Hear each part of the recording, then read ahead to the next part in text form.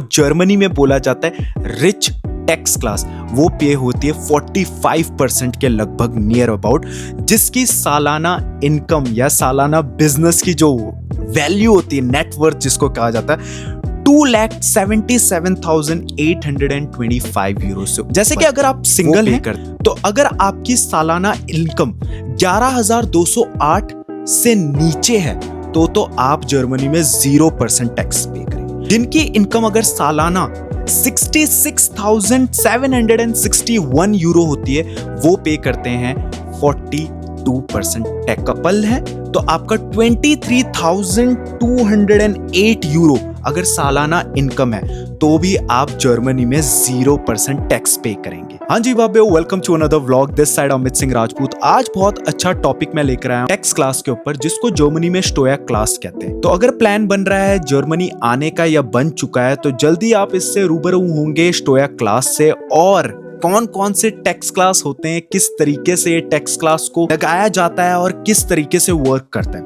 Profit कितना बनेगा या नुकसान में आप ज्यादा रहोगे, वो सारी चीजें इस व्लॉग में कवर की जाएंगी। तो वीडियो को ज्यादा लंबा नहीं करते, let's get start this video. तो जर्मनी में टैक्स क्लास 6 होते हैं जो कि सीरियल ऑर्डर में होते हैं, 1 2 3 4 5 6। जर्मनी के अगर अब मैं परसेंटेज की बात करूं, क्योंकि टैक्स क्लास एक अलग फंड है और परसेंटेज एक अलग फंड है कि कितने परसेंटेज यहाँ पर टैक्स पहले काटे जा सकते हैं। जैसे कि अगर आप सिंगल हैं तो अगर आपकी सालाना इनकम 11,208 से नीचे है तो आप जर्मनी में 0% टैक्स पे करेंगे।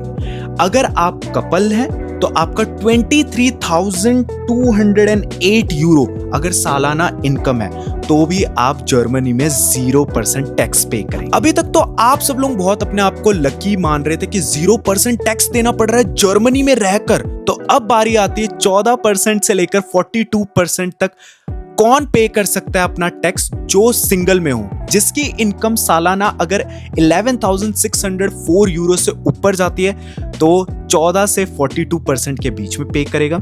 और कपल्स में अगर जिसकी 23,208 यूरो से ऊपर जा रही है सालाना इनकम तो वो भी 14 to 42% के बीच में लाई करते हैं। वो कौन से होंगे वो उसी टाइम पता चलेगा। बात की जाए एग्जैक्ट 42% टैक्स कौन पे करता है जर्मनी में, जिनकी इनकम अगर सालाना 66,761 यूरो होती है वो पे करते हैं 42% टैक्स। अब वहीं आ जाती है रिच कैटेगरी, जिसमें बिजनेसेस आते हैं और या फिर बड़े बड़े बिजनेस टाइकून्स लोग जिनको कहा जाता है, और जिसको जर्मनी में बोला जाता है रिच टैक्स क्लास, वो पे होती है 45% के लगभग नियर अबाउट, जिसकी सालाना इनकम या सालाना बिजनेस की जो वैल्यू होती है, नेटवर्थ जिसको कहा जाता है, 2,77,825 यूरो से ऊपर वो पे करते हैं 45% टैक्स इन जर्मनी। ये हाईएस्ट परसेंट है जर्मनी का टैक्स। तो वीडियो यहीं पर कहीं खत्म नहीं होती, क्योंकि अभी आपको पता लगाना है कि आप एक्चुअल में कौन से टैक्स क्लास में लाइक करते हैं, क्योंकि जब आपको टैक्स क्लास पता चलेगी तभी तो आप कैलकुलेट करोगे कि आप कितने परसेंट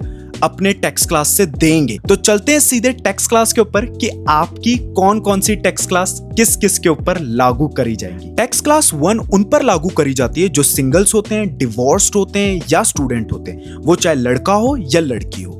देखिए, इसमें एक चीज मुझे बहुत अच्छी लगती है टैक्स क्लास 1 में। क्यों? क्योंकि इसमें जो भी इंसान जॉब करता है, चाहे वो फुल टाइम कर रहा हो, पार्ट टाइम कर रहा हो, ये ऑटोमेटिकली कटते हैं इसमें से टैक्स, और वो ऑटोमेटिकली फाइनेंस आर्म, जो फाइनेंस आर्म होती है वो यहाँ की एक बहुत ही बड़ी अच्छी कंपनी होती है, जिसको कहा जाता है जर्मनी का माफिया। इससे बड़ा और कोई माफिया नहीं है। तो इनके पास ये टैक्स जब जाता है वो ऑटोमेटिकली करता है, वो कंपनीज अपने आप इसका हैंडल्स करती हैं। बस आप लोगों को एक ही अपने सर में घुमाना होता है कि बस मुझे अब ये टैक्स रिफंड कैसे करना है, क्योंकि जर्मनी में आप टैक्स रिफंड भी कर सकते हो, और जब रिफंड करते हो साल के बाद तो आपको काफी ज्यादा पैसा बन जाता है। जैसे कि मैं एज अ स्टूडेंट हूं, मैं आप लोगों को बता सकता हूं, क्योंकि मैंने यहाँ पर एक टैक्स फिक्स करके एक ऐप होता है। ये कोई पेड प्रमोशन नहीं है, उसने कोई प्रमोशन के लिए मुझे दिया नहीं है, क्योंकि जब आप जर्मनी में आओगे तो आपको ये पता ही चल जाएगा कि कौन सी ऐसी एप्लीकेशन या ऐप है जो आपको टैक्स रिफंड करके देती है। मैं हमेशा बोलता हूं टैक्स को लेकर कि टैक्स आपके पीआर में कोई बाधा डालता, क्योंकि टैक्स तो आपकी चीज है ना, वो आपको रिफंड लेनी चाहिए। मैं सालाना हर साल मैं अपना टैक्स रिफंड करता हूं, और इसमें एक चीज मैं जरूर ऐड ऑन करूंगा।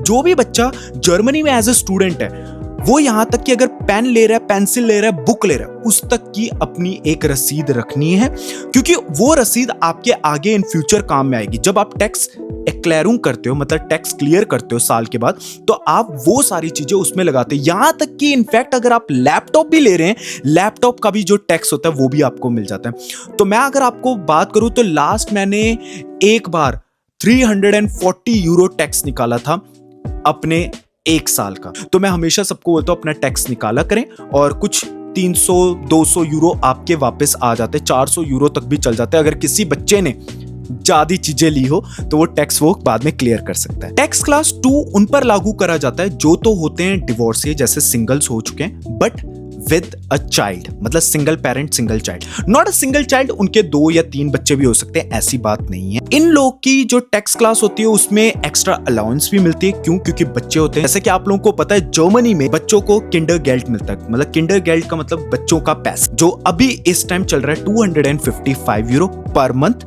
और ये मिलता है आपको 20 लड़का जब तक, या लड़का लड़की जो भी हो, वो 18 साल तक नहीं होता है, मतलब 17 ईयर्स ओल्ड तक आपको 255 यूरो एवरी मंथ आपके पेरेंट को मिलता रहेगा। तो इसमें क्या होता है, जो तो उनकी इनकम होती है पेरेंट की, जो भी हो, चाहे वो लड़का हो लड़की हो, वो तो है ही है, प्लस इनको एक्स्ट्रा अलाउंस ये मिल जाता है हर साल के एंड में इनको 4260 यूरो वो हर साल इनको एक्स्ट्रा पे किए जाते हैं। अब जो मैं आपको 3 टैक्स क्लास बताने जा रहा हूं वो बहुत ही गौर से सुनने आप लोगों ने, क्योंकि ये बहुत ही ज्यादा इंपॉर्टेंट है और कई लोगों को इनके बारे में अच्छी तरह ब्रीफली पता ही नहीं है, और ऊपर से अगर पता है तो उनसे करा नहीं जाता, और अगर नहीं करा जाता तो वो और ज्यादा प्रॉब्लम्स में आ जाते हैं। तो मैं बात कर रहा हूं टैक्स क्लास 3, 4 एंड 5 की।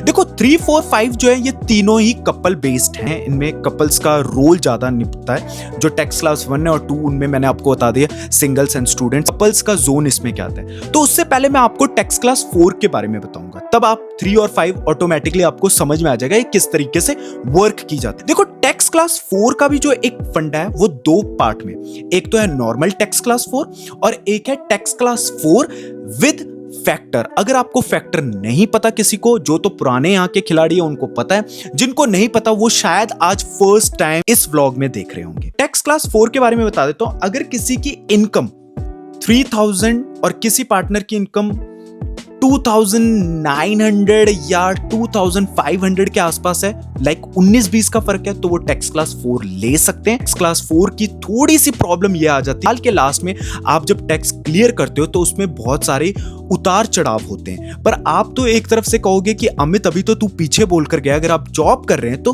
कंपनी ऑटोमेटिकली टैक्स देती है फाइनेंस आर्म को, वो तो मैं मानता हूं, बट बात ऐसी होती है टैक्स क्लास 4 में आपकी इनकम्स जब फ्लक्चुएट होती हैं तो उस करके फाइनेंस आर्म होता है उनको भी नहीं एग्जैक्टली पता चल पाता कि ये किस तरीके से इसको पे आ रहा है, क्योंकि कभी कभार आप ओवर टाइम कर देते हो, कभी नहीं करते हो, कभी आपको बोनस ज्यादा मिल जाता है तो कभी आपको टिप्स ज्यादा मिल, तो कई सारी चीज ऊपर नीचे हो जाती है। तो उसका जो टैक्स होता है वो आपको हमेशा खुद से क्लियर करना पड़ता है साल के एंड में। तो इससे क्या होता है, दिमाग में बहुत ज्यादा बर्डन पड़ जाता है।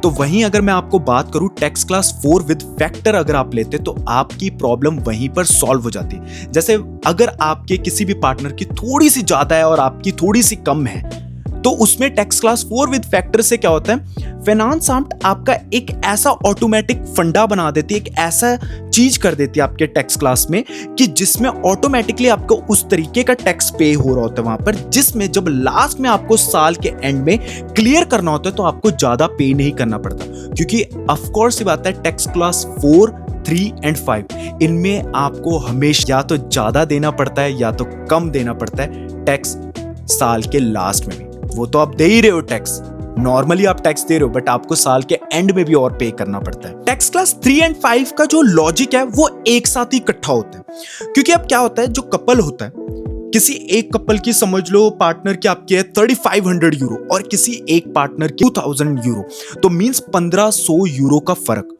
इसको 19-20 का नहीं कहेंगे, 1500 मतलब बहुत बड़ा फर्क है। तो मैं कहूंगा जिसकी तो 3500 सैलरी है ग्रॉस, वो बंदा ले टैक्स क्लास 3 और जिसकी तो है 2000 वो ले टैक्स क्लास 5। इसमें प्रॉफिट क्या मिलता है, थर्ड में जो प्रॉफिट होता है वो आपको हायर द फ्रीक्वेंसी मिलती है, मतलब कि जिस बंदे की 3500 यूरो है वो कट कटाकर उसको अगर 2900 नेटो बन रही होती है तो उसको क्या है, सरकार थोड़ा सा और पैसा देती है, लाइक 2900 की जगह उसको देती है 3100 या 3150 या 3200 यूरो। तो लाइक 100 और 200 यूरो का काफी ज्यादा मार्जिन आ जाता है। वहीं अगर मैं टैक्स क्लास 5 की बात करूं तो उसकी टैक्स क्लास इतनी कम हो जाती है कि पूछो मत। लाइक अगर आप सिंगल हो और टैक्स क्लास 1 में हो तो 2000 अगर आपकी ग्रॉस है, नेटो आपकी आएगी ज्यादा से ज्यादा 1400 या 1500। बट वहीं अगर आप टैक्स क्लास 5 में 2000 फुल टाइम कमा रहे हैं ना, तो आपकी सैलरी नेटो पता है कितनी आएगी, 900 या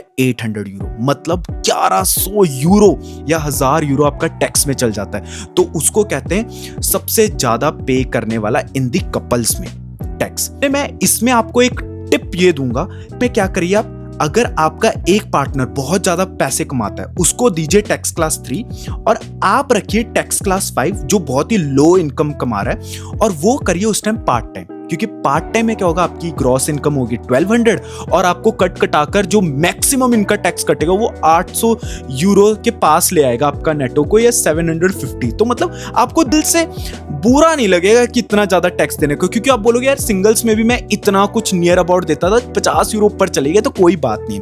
देखिए बट मैं टैक्स क्लास 5 ये और 3 उन लोग के लिए बोलता हूँ जो बंदा जर्मनी में, चाहे इंडिया से मैरिड कर आया या जर्मनी में मैरिड हुआ है, what ever it is, but अगर उसके पास स्किल नहीं है और उसको जर्मन नहीं आती। नॉलेज की बात है कि अगर आप जर्मनी में जर्मन आती है और या आप बहुत अच्छे स्किल में हो तो ऑफ कोर्स आता है, अब दोनों पार्टनर की इक्वल रहेगी ना। तो इक्वल जब रहेगी तो टैक्स क्लास 4 विद फैक्टर लो, क्यों इतने झंझट में पड़ रहे हो। बट अगर आपके पास स्किल ही नहीं और आपको जर्मन नहीं आ रही तो किसी एक को बहुत अच्छी स्किल या जर्मन आती है, उसको रहने दो 3rd में, तुम रहो 5 में, खुश रहोगे, सुखी रहोगे, ना चिक चिक होगी ना पिक पिक होगी।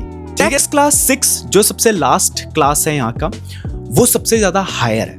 मतलब इसको कैसे कैलकुलेट करा जाता है, ये 2 से ज्यादा अगर आप जॉब करते हो जर्मनी में उसको लग जाती है tax class 6। Like part time mini job या फुल टाइम मिनी जॉब या पार्ट टाइम मिनी जॉब या फुल टाइम मिनी जॉब, मतलब 2 से ज्यादा अगर आप जॉब कर रहे हो जर्मनी तो टैक्स क्लास 6 लग जाएगी। अब इसकी मैं आपको एक एग्जांपल ऐसे ही दे देता हूं कैलकुलेशन कैसे की जाए। समझ लो आप 3 काम कर रहे हैं और तीनों काम के अपने फाइनेंस आपको पूरा कॉन्ट्रैक्ट दे रखा है कि मैं 3 काम करता हूं। अब 3 काम से आप बना रहे हो 5000 यूरो।